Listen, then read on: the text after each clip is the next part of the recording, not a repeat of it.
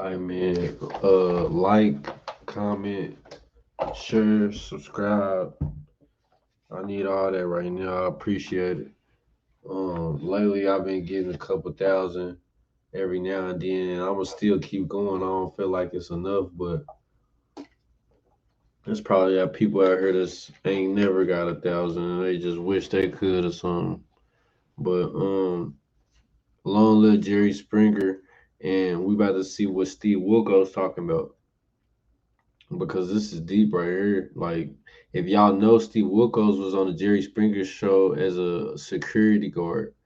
That's how he started off. I'm probably talking too much, but he started off as a security guard for Jerry Springer, and then ended up getting his own show.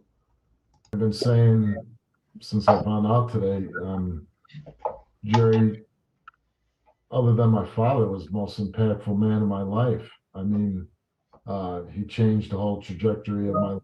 I mean, my career. I met my wife on his show.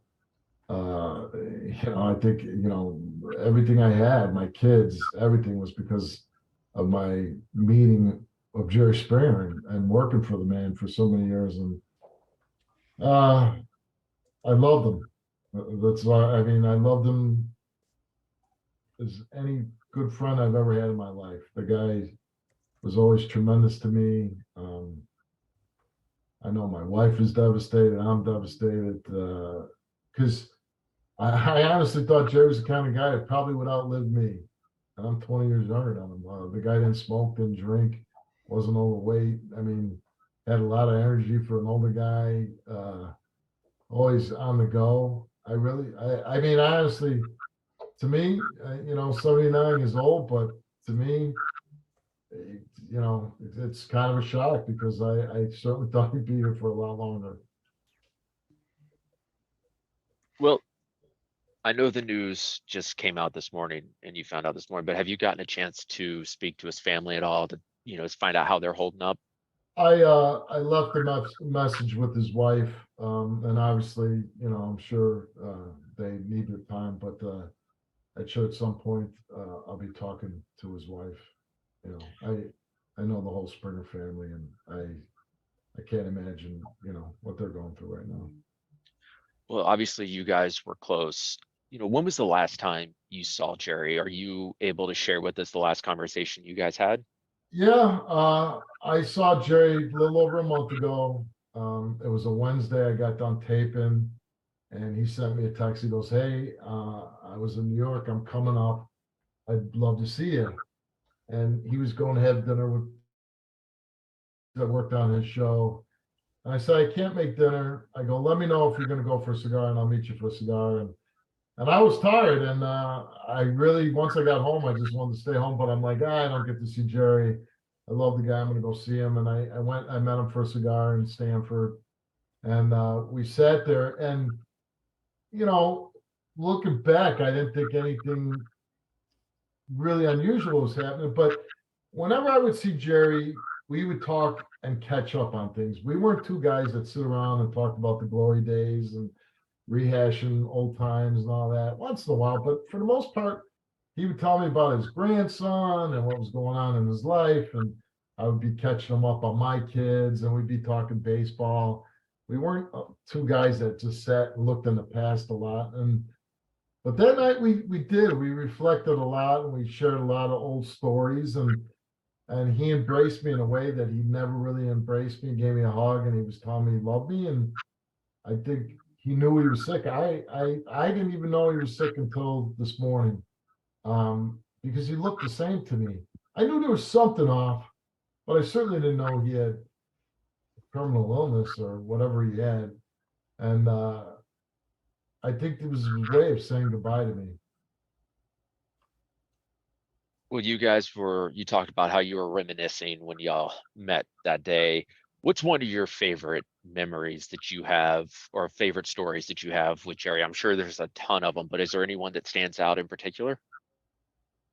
Oh my God, it's just such a million great memories. You know, I remember, we do my show completely different than his. Like when I hit the stage, I tape all the way through. But Jerry, we would do segments, and then we would break down, and we'd go backstage, and it was just a little area that, my wife, who was his executive producer, and me and Jerry, and we would sit back there, and I just remember laughing all the time.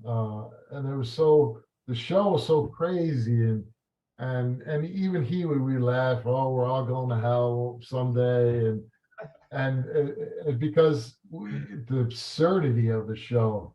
And that's when when you look back, the relationship I had with him was one that there was no bad times. And when I say that to you, I'm telling you, in 30 years I knew the man, it wasn't one bad time. It was laughter. It was just enjoying the moment. And I say, when I was on the Springer Show those years back in Chicago, those were the best years of my life, and I owe it to him. Well, one of the things I saw trending, especially on social media today, is he defined a generation. He's a legend in the TV landscape, and a lot of people, like from my age and older, that was one of the things. If we were out home sick from school, we were watching Jerry Springer. I mean, talk about the impact Jerry had and the legacy that he left behind. Well, I equate being around Jerry when the show exploded, we were beating Oprah, to what it must have been around to be around somebody like Elvis Presley or the Beatles, because first of all, we were traveling the world, going everywhere.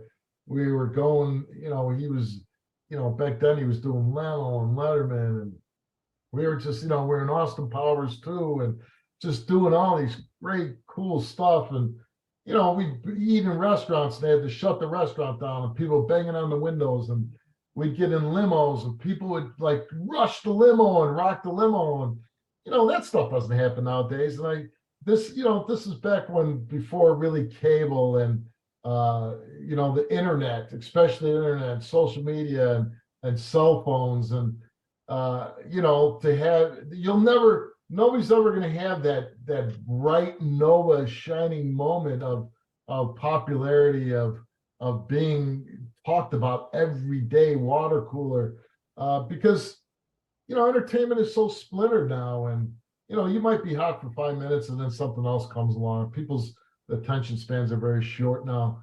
But when Jerry was number one in the world, everybody would talk about it every day, and he was the biggest star in the world, and it was just so cool to experience that, being around him.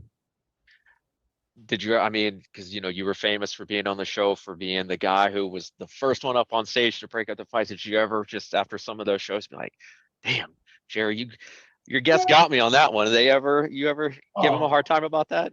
Well, I've been telling the story today of he was getting ready to do his movie Ringmaster, and in the beginning of the movie, he has a scene with his movie wife, and he had to take his shirt off, and he said, "Hey man, I really got to lift some weights, get in a little better shape for this movie. Will you work out with me?" And I said, "Yeah."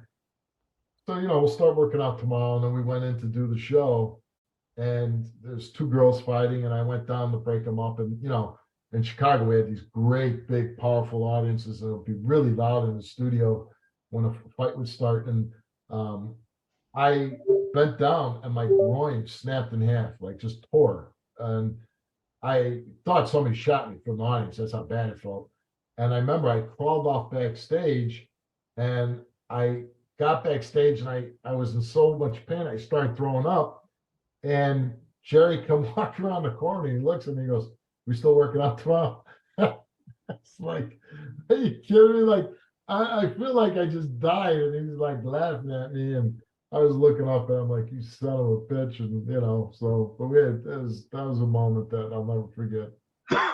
Well, you started off on his show and then became successful with your own show, the Steve Wilkos Show. When that show came about, what words of advice did Jerry give you? Well, Jerry was incredibly supportive, but like the best advice, and it's very simple advice. He said, "Hey man, just be yourself. Don't be me. Don't try to, do your own thing, right? Like don't do like because people I think were thinking, oh, I was going to do another version of Jerry Springer show, and we went completely another way. And it was nice to him to say, hey, man, you're good. People are going to watch you. Just be yourself, and that's what I did. And and it was great advice. And like I said, it was always encouraging, always very supportive. Anything that I ever need or would want or ask, Jerry was there. But I want to leave you with this because, Jerry was famous for his final thoughts at the end of every show. What would be your final thoughts when it comes to the legend that is Jerry Springer? My final thought would be, I would want every man to be a little bit like Jerry.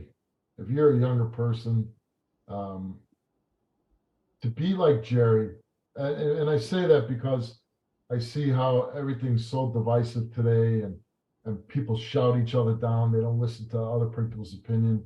And Jerry was he was the best at that. Even if he had a very opposing thought or his view, he would listen to people, and he might not agree with you, but he would respect your opinion. He would listen, and he wasn't going to bludgeon you over the head to make you think his way.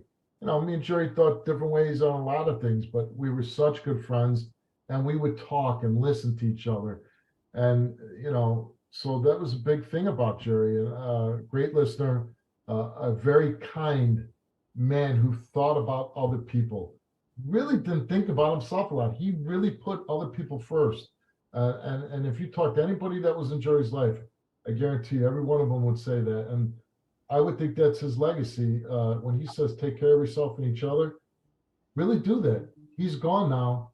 Live up to those words. Take care of yourself, but take care of each other. And, those words, I heard them a million times, and sometimes maybe they lose their meaning. But today, it really means a lot. He ended on how he was supposed to end it, man. Take care of yourself and take care of others. And that's exactly what I was just saying at the end of the other video.